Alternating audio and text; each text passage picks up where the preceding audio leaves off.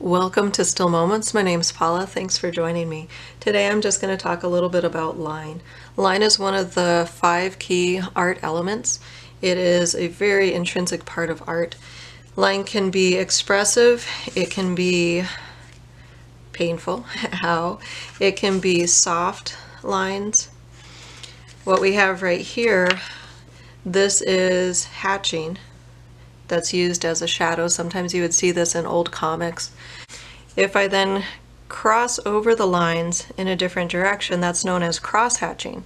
And that's pretty simple to remember because you're crossing over the lines, cross-hatching. So here's an example of that. I've curved the lines with the ball in both directions to create cross-hatching. You can then continue that and pull it different directions as you need to darken it in different areas. If I took a simple mug and I made a line all the way around it, that's known as a contour line. An outline of an object is a contour line. If I also wanted to create lines inside the object, those would be cross contour lines because it's going across the object. So there we have contour and cross contour. Just remember to follow the curve as it goes across the surface. And it's nice to go in different directions as you do different pieces of the scene that you're working on. If I continue that into an apple behind it, the mug itself, the table it's sitting on, I could also create lines into the background as well, and I could continue. I could try different types of line where it went fat, thin, fat, thin. I could create a variety of different types of looks. And a cross contour, again, just to review, is as the line curves around the shape of the object. So as you can see here in this example of a painting I did a while ago, the lines are very similar to what you have here on a cross contour example, and it's creating the feeling of folds in the fabric as it goes across.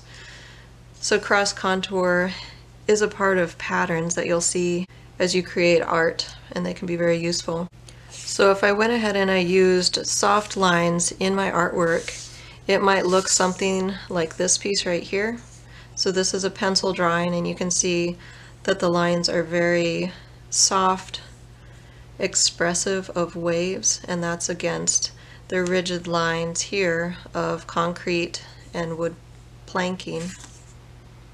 So again, you have the contrast between two types of lines.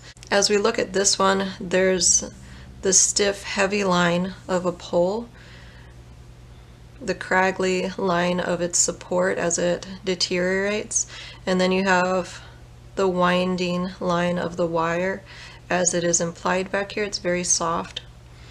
You have the soft grasses, the natural lines, and you also have the rolling lines of the snow mounted up against this post right here. Lines can also be very much implied. So here you have a water tower. The lines are not complete, they are implied, that tower continues behind the smoke. And over here in the boxcar, the wheels, the coal car, all of that is implied lines, and it creates more of an impression, an impressionistic style of painting. And then this example of a painting, this was an Easter painting I did. It's very much more implied lines. This is a tomb, a rolled stone off to the side. So I have soft lines of shadow, rigid lines of stone, next to implied lines of some type of being or messenger right here, an angel of some type that's both there and not there. It's more in the shadowing that I'm implying that there are the lines. Lines can be repetitive. So in this painting I have a lot of lines, and because they're very lightweight lines, the lines do not feel closed in. If I were to do this as a night painting, these lines would be very solid, very dark, very imposing, and I would feel very, very closed in. Because of the lightness of them, it still leaves it quite open, Repetition of lines is one element as you create your artwork that you would have to decide. If I had left out this whole row back here, it would feel open to the horizon. And that would be one option if I were to redo this painting, to maybe do a sunset, maybe do some feeling of openness as I look through. Lines can also draw you in to a painting. Right here you have the hard lines of the posts. Still very sturdy and strong, though there's a little bit of rot on top. You have the soft lines of nature next to one another, so man-made, hard, imposing structure, order with a little bit of chaos in nature, leading the viewer back into that scene. Again, we have the man-made lines against very, very soft lines of nature. As I worked with my reference photo, I had to decide how many of these lines do I want to create. If I had created all the grasses, it would have been a difficult scene to really see the wagon. I had to leave out a lot of those lines, blur the lines in order to get a softening, so that you have that stiff, rigid line against a soft line, so that this is really the central portion that I want the viewer to focus on. So as you create your artwork, really pause and first think about what you want to do with your lines. How do you want them to combine together to create the look that you're going for? Here we have the stiff lines, we have man-made lines mixed in with nature.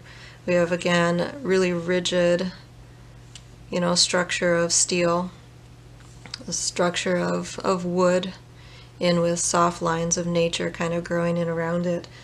And how do I want to create that expression? How do I want to use line to create movement into my artwork? How do I want it to fade out and flow? There are a lot of ways that you can use lines. Another question as you create, how much repetition do you want? How much blurring do you want in your artwork? Then as we have here, how much softening of the edges do I want next to one another? How much openness do I want? How much detail do I want with my lines? What type of movement do I want my lines to create? And how much do I want to leave up to the viewer to interpret and imply? What kind of mood do I want to create with my lines? An atmosphere? What kind of aging do I want to imply with my lines? Softening, repetition, fading, atmosphere. So lines are an amazing way that you work in your art, and you make pictures and create impressions as you create scenes, black and white. Lines can be harsh and more comical. Lines can be shadowing. So I hope you've enjoyed this very quick look at lines in different paintings, lines in settings, and I hope you'll enjoy kind of thinking about them a little bit deeper and how you can use them in your artwork, and be very intentional with your line work as you create and explore. So thanks for joining me. Hit the like button if you've liked this video. Don't forget to subscribe, and I hope you'll catch me next time.